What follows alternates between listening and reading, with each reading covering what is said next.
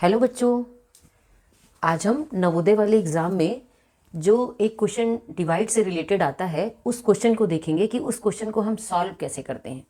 वो question easy बहुत होता है, लेकिन क्वेश्चन को देखने में ऐसा लगता है कि वो बहुत टफ है। देखते हैं कैसा क्वेश्चन है। किस संख्या में 17 से भाग देने पर भागफल 23 और शेष 7 बचता है।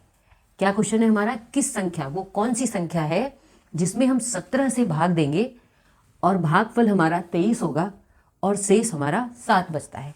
अगर पेपर में ऐसा क्वेश्चन आता है तो सबसे पहले हमको क्या करना है, सबसे पहले हम भाग के लिए रफ पे जो हमारा क्वेश्चन मिलता है क्वेश्चन पेपर, उसमें रफ के लिए जो स्पेस मिलता है उसमें हम सबसे पहले रफ के लिए क्या करेंगे, पहले भाग के लिए सिंबल बना लेंगे ऐसे।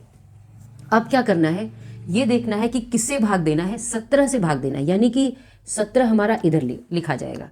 और फिर क्या कह रहा है, भागफल, भागफल किधर आता है, इधर आता है। तो कितना बोल रहा है कि भागफल हमारा 23 हो। फिर इसके बाद हम पहले 17 इधर लिख लिए, 17 था भाग देने के लिए, भागफल कितना आया है 23, भागफल आया 23, शेष कितना बचा हुआ है 7। अब हमको कौन सी संख्या निकालनी है, बीच वाली संख्या निकालनी है। तो बीच वाली संख्या निकालने के लिए हम क्या करेंगे, 23 में 17 का मल्टीप्लाई कर देंगे।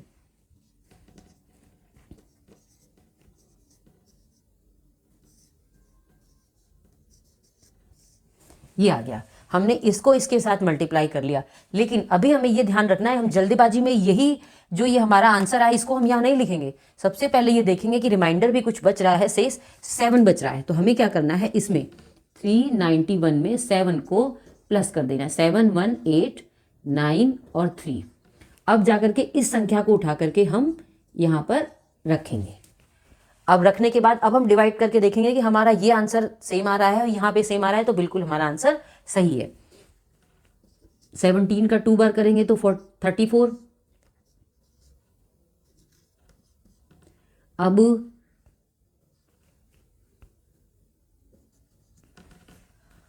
अब कितना, 8 में से 1 7 5 5, बिल्कुल सही है।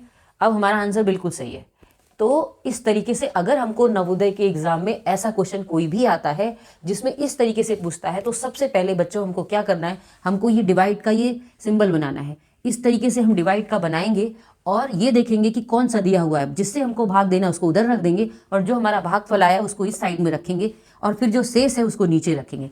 इसके बाद ही हम जाकर के वो आंसर निकालने के लिए इसको इसके साथ मल्टीप्लाई करेंगे। मल्टीप्लाई के बाद जो आंसर आएगा उसमें हम रिमाइंडर को ऐड करेंगे, तब जाकर के हम उस आंसर को सही मान करके वहां पर निशान लगाएंगे कि वो आंसर सही है। क्योंकि ऑप्शनल 4 होता है, 4 में से हमको टिक लगाना पड़ता है। लेकिन कभी भी हम ऐसे क्वेश्चन को बिना इस तरीके से बनाए और बिना इस तरीके से सॉल्व किए हुए अपने माइंड से सोच करके कभी भी टिक नहीं लगाएंगे। क्यों? क्योंकि कभी रिमाइंडर छूट जाएगा ऐड करने के लिए, तो कभी प्लस वाले में नियरेस्ट कहीं गलती हो जाएगी, क्योंकि जो 4 ऑप्शन होते हैं वो एक दूसरे से मैच करते रहते हैं, तो कभी भी ऐसा हो सकता है कि दूसरे में लग जाए। इसीलिए हमको कभी भी ऐसा क्वेश्चन सॉल्व करना है तो ऐसा पहले हम बनाएंगे, उसको रखेंगे, उसको डिवाइड मल्टीप्लाई करेंगे, फिर उसको ऐड करेंगे, रख के जब जा करके हम 4 ऑप्शन में से टिक करेंगे कि हमारा कौन सा आंसर सही है। एक क्वेश्चन हम और बताते हैं। देखो बच्चों, अब डिवाइड से रिलेटेड ही एक नेक्स्ट क्वेश्चन है, लेकिन ये चेंज है। इसमें क्या देखना है, इसमें देखो क्या पूछा है, भाग के प्रश्न में यदि भाजक 51 है और भागफल 16 है तथा शेषफल 27 है तो भाज्य कितना होगा। अब इसमें इसके पहले वाले क्वेश्चन में क्या था कि दिया हुआ था कि किस संख्या से हम किस संख्या में हम भाग देंगे। तो यहाँ पे ये हमको याद रखना है कि जो हमारा डिवाइड का सिंबल होता है उसमें हमें ये ध्यान रखना है, जो इधर जिससे हम भाग देते हैं वो संख्या हमारी क्या कहलाती है, वो संख्या हमारी भाजक कहलाती है। ये हमको याद होगा, जब भी तो हम इसको उसमें भाग के सिंबल करके उसमें बिठाएंगे। भाजक, जिस संख्या से हमको भाग देना है वो भाजक कहलाती है। और जो हमारा आंसर आता है वो होता है हमारा भागफल, और जो हमारा शेष होता है, शेष बचता है, वो तो हमारा शेष होता है, शेषफल। लेकिन जिस संख्या में भाग दिया जाता है वो संख्या कहलाती है भाज्य। तो हम इसे अच्छी तरीके से अपने माइंड में सेट कर लेंगे कि भाजक कौन सा कहलाता है, जिससे हम भाग देते हैं वो संख्या हमारी भाजक कहलाती है, और जो भाग देने पर हमारा आंसर आता है वो हमारा जो संख्या होती है वो संख्या हमारी भागफल कहलाती है, और जिस संख्या में भाग दिया जाता है उस संख्या को भाज्य कहते हैं, और जो हमारा शेष बचता है वो हमारा शेषफल होता है। अब हम देखेंगे इस क्वेश्चन में पूछा क्या, भाग के प्रश्न में यदि भाजक 51 है तो हमें कहाँ लिखना है।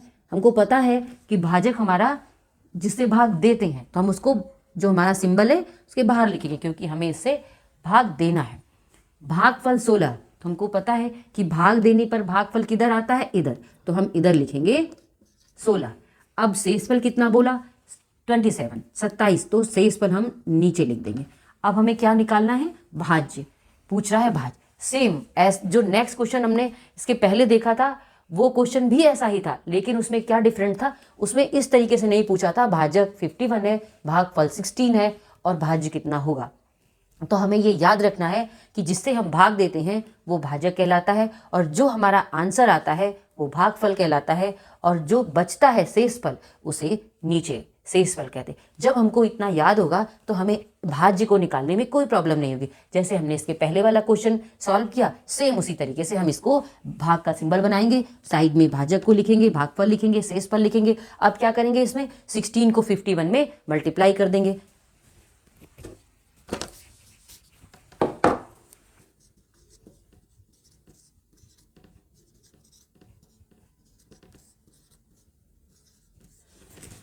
अब बताओ बच्चों, 816 आया हुआ है। अगर हम जल्दीबाजी करेंगे तो हम इसी को उठा करके यहाँ लिख देंगे और फिर वहाँ पे जो 4 ऑप्शन मिलता है उसमें हम जल्दबाजी में उसमें टिक कर देंगे, लेकिन ऐसा हमको नहीं करना है। सबसे पहले जब हम मल्टीप्लाई करके निकालेंगे, मल्टीप्लाई करके निकालने के बाद उसमें ये देखेंगे कि शेषफल कौन सा है, 27, तो हम इसमें 27 को ऐड करेंगे।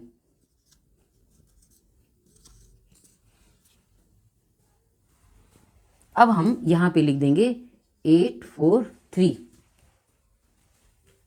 अब क्या करना है, अब ये आंसर दिया हुआ है, वैसे ही हमको इसके साथ टेबल करके फिर इसको इसमें करना है। 51 1 यहाँ पे 1 लिखा हुआ है, इसका मतलब कि 51 जो है 1 ही बार जाएगा इसमें। अब हम इसमें 4 में से 1 गया 3, 6 बार लिखा हुआ है।